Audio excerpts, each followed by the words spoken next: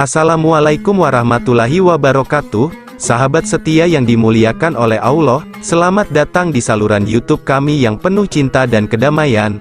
Semoga kesejahteraan senantiasa menyertai kalian, amin. Keistimewaan Palestina, salah satunya tempat berkumpulnya manusia pada hari kiamat. 5 fakta yang kamu ketahui tentang Masjid Al-Aqsa. Masjid Al-Aqsa, Yerusalem dipercaya sebagai tempat Rasulullah naik ke surga dalam peristiwa Isra Miraj.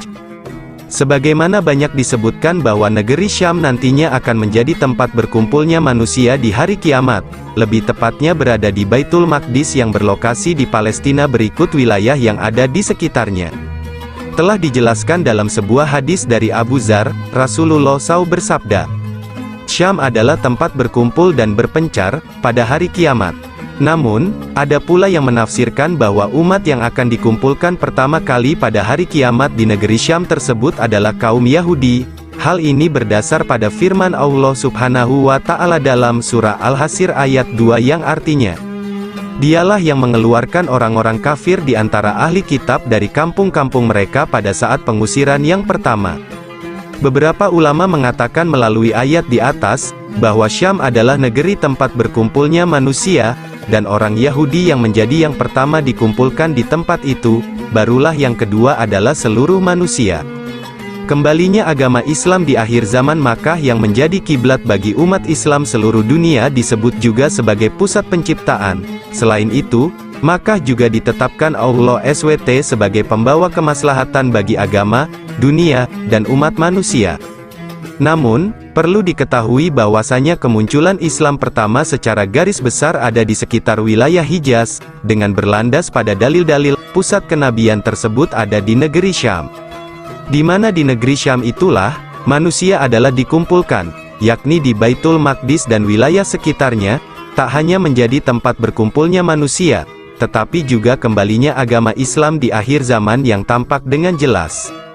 Ibnu Hajar berkata, diungkapkan dalam tafsir Ibnu Uyainah dari Ibnu Abbas, barang siapa meragukan bahwa masyar itu di sini, yakni Syam, maka bacalah permulaan surat Al-Hasyr. Rasulullah Shallallahu Alaihi Wasallam ketika itu bersabda kepada mereka, keluarlah kalian, kemana? Beliau menjawab, ke bumi tempat berkumpul. Keistimewaan negeri Syam. 1. Negeri yang diberkahi Allah SWT. Syam adalah negeri yang diberkahi Allah Subhanahu wa Ta'ala, bahkan pernah didoakan oleh Rasulullah Shallallahu Alaihi Wasallam, yang disebutkan dalam surah Al-Anbiya ayat 7, dan kami selamatkan Ibrahim dan Lut ke sebuah negeri yang kami telah memberkahinya untuk sekalian manusia. 2. Dinaungi sayap malaikat rahmat. Keistimewaan lain Syam adalah negeri yang dinaungi sayap malaikat rahmat. Sebagaimana dijelaskan dalam hadis berikut, kebaikan pada negeri Syam. Kami bertanya, mengapa wahai Rasulullah? Beliau bersabda, karena malaikat rahmat mengembangkan sayap di atasnya. Hari Tirmidzi. 3. Titik temu dan titik tolak Syam kelak akan menjadi negeri tempatnya berkumpul.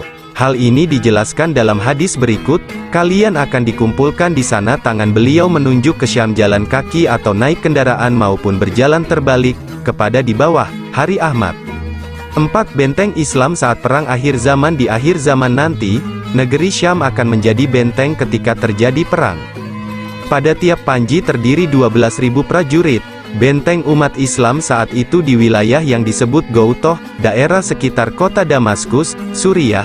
Hari Ahmad. 5. Tempat kematian Dajjal. Negeri Syam menjadi tempat di mana kematian Dajjal. Hal ini pun telah dijelaskan dalam hadis, Al-Masih Dajjal akan datang dari arah timur. Ia menuju Madinah hingga berada di balik Uhud.